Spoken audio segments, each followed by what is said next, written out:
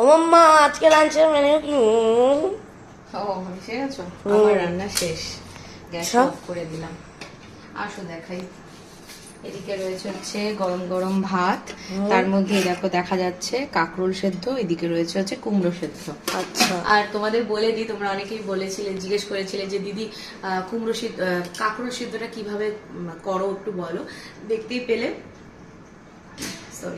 দেখতেই পেলে ভাতের মধ্যে সেদ্ধ দিয়ে দিয়েছিলাম, হয়ে গেছে। আর এদিকে মিক্সির মধ্যে এই যে এর মধ্যে আছে হচ্ছে নারকেল আর কাঁচা লঙ্কা, দুটোকে একসাথে জল ছাড়া ঘুরিয়ে নিয়েছি। এরপর তেল মানে কাঁচা সর্ষের তেল আর নুন দিয়ে মেখে নেবো। আমি এটা ঝাল ঝাল খেতে ভালোবাসি, তাই একটু বেশি করে লঙ্কা দিয়েছি।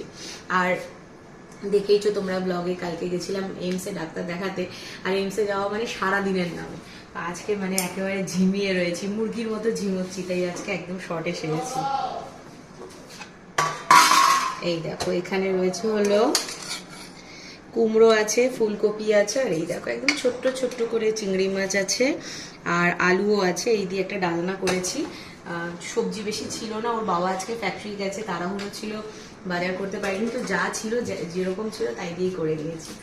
আর এখানে আছে লাল লাল করে ডিমের ঝোল, সয়াবিন আর বড় বড় করে আলু দিয়ে। এই যে একটু ঝোলই করেছি, কারণ যেহেতু আর কিছু নেই, ডাল ঠাল করিনি, তো এই জন্য।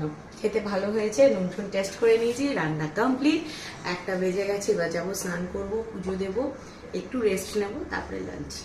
তো তোমাদের আজকে লাঞ্চের মেনুকে অবশ্যই কমেন্ট করে জানিও। আমার তো একদম সিম্পল, দেখতেই পেলে এরকম একাধ দিন হয়েই যায়, তার মধ্যে এখন যা গরম পড়েছে আর আমার শরীরে দিচ্ছে না।